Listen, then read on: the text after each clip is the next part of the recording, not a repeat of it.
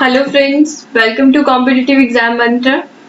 इस वीडियो के थ्रू मैं आपके साथ आज 26 जून के most important current affair discuss करूंगी।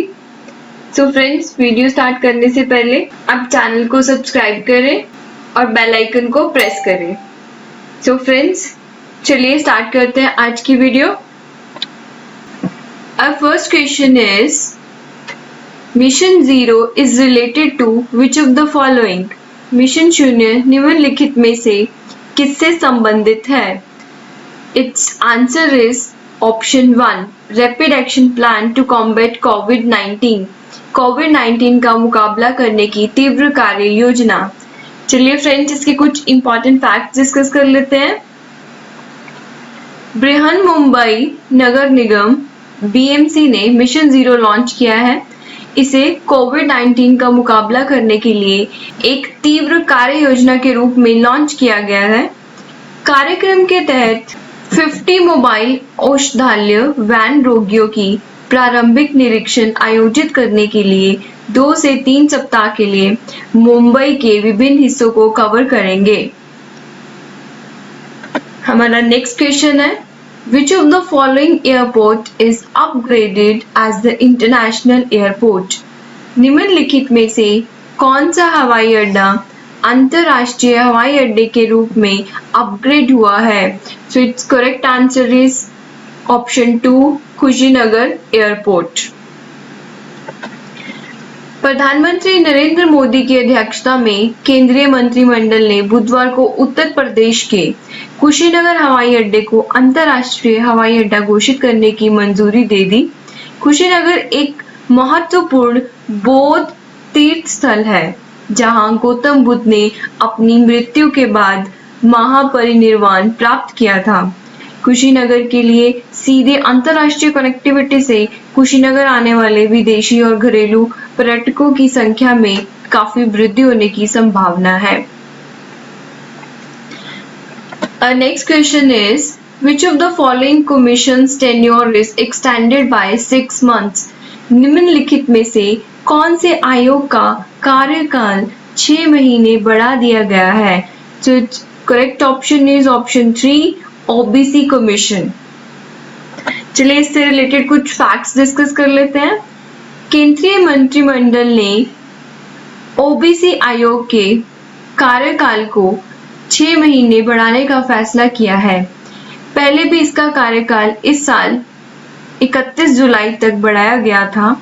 आयोग का विचार था कि अपनी रिपोर्ट पेश करने के लिए कुछ और समय की आवश्यकता है, क्योंकि कुछ विसंगतियां वर्तमान OBC सूची में अभी मौजूद हैं। कोविड-19 महामारी के कारण राष्ट्रव्यापी लॉकडाउन और यात्रा प्रतिबंधों के कारण आयोग विस्तारित समय के दौरान भी अपने कार्य को पूरा करने में सक्षम नहीं था। इसलिए आयोग का कार्यकाल 6 और महीनों की अवधि के लिए बढ़ाया जा रहा है, जो कि 31 जनवरी 2021 तक होगा। Our next question is, recently which sector has been open for the private sector participation? हाल ही में निजी क्षेत्र की भागीदारी के लिए किस क्षेत्र को खोला गया है? So its answer is option 3, space। चलिए कुछ इंपॉर्टेंट फैक्ट्स डिस्कस कर लेते हैं। हाल ही में मंत्रिमंडल ने ग्रहों की खोज मिशन सहित अंतरिक्ष गतिविधियों की पूरी श्रृंखला में निजी क्षेत्र की भागीदारी को मंजूरी दी।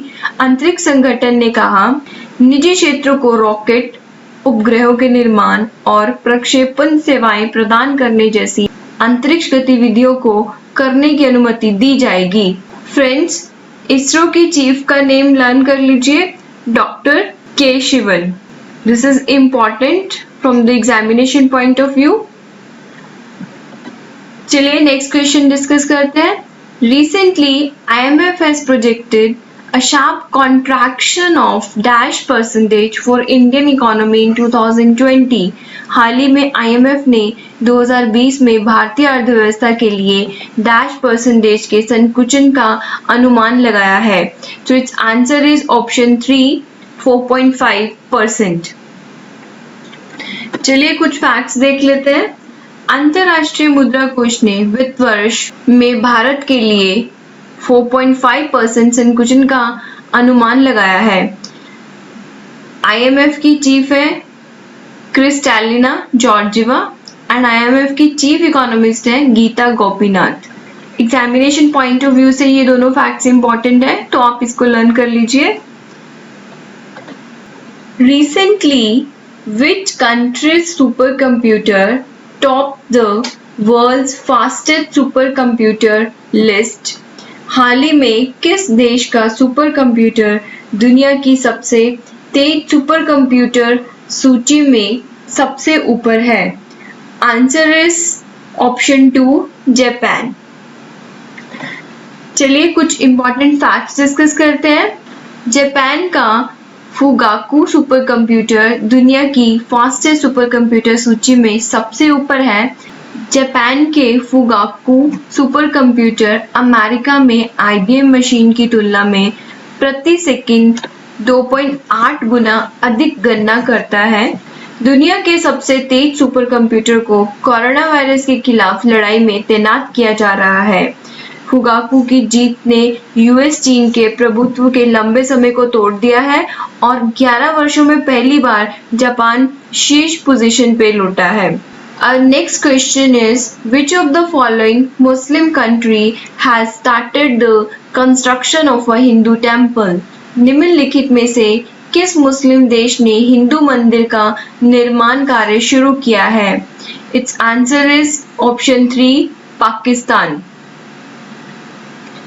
पाकिस्तान के इस्लामाबाद में पहले हिंदू मंदिर का निर्माण कार्य शुरू हुआ है।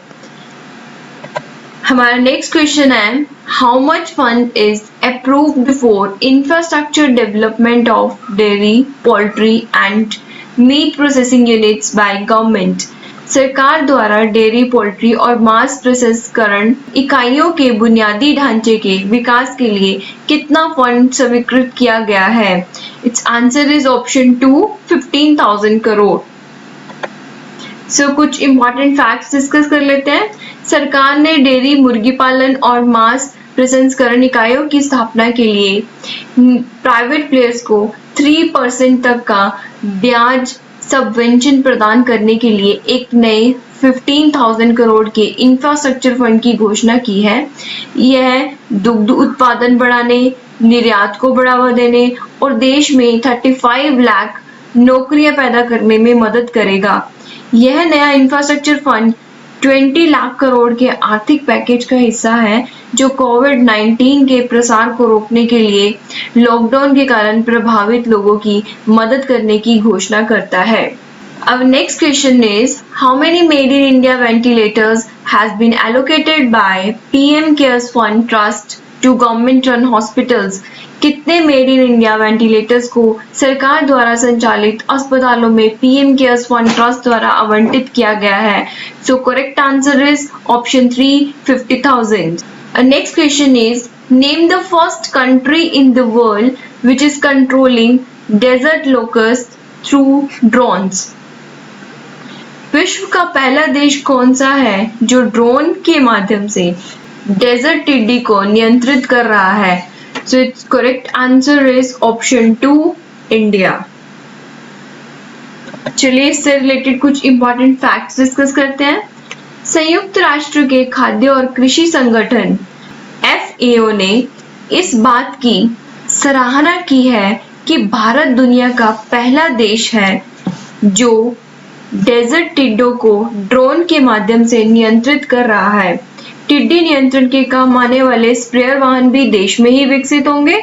अल्ट्रा लो वॉल्यूम स्प्रेयर लगे इन वाहनों को राजस्थान के अजमेर और बीकानेर जिलों में सफलतापूर्वक परीक्षण किया गया है। अब इस स्प्रेयर वाहन के वाणिज्यिक लॉन्च के लिए आवश्यक स्वीकृतियां लेने की कार्रवाई चल रही है। इसके वाणिज्यिक उत्पादन के साथ ही टिड्डी नियंत्रण के महत्वपूर्ण उपकरण के आयात पर भारत की निर्भरता समाप्त हो सकेगी। वर्तमान में स्प्रेयर वाहन इंग्लैंड के एक फर्म से खरीदा जा रहा है।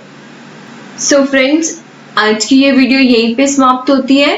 कल हम फिर नए करंट अफेयर क्वेश्चंस के साथ मिलेंगे। फ्रेंड्स, चैनल को सब्सक्राइब करें, लाइक करें, शेयर करें और अगर कोई डाउट हो तो कमेंट बॉक्स में कमेंट करें। Thank you so much.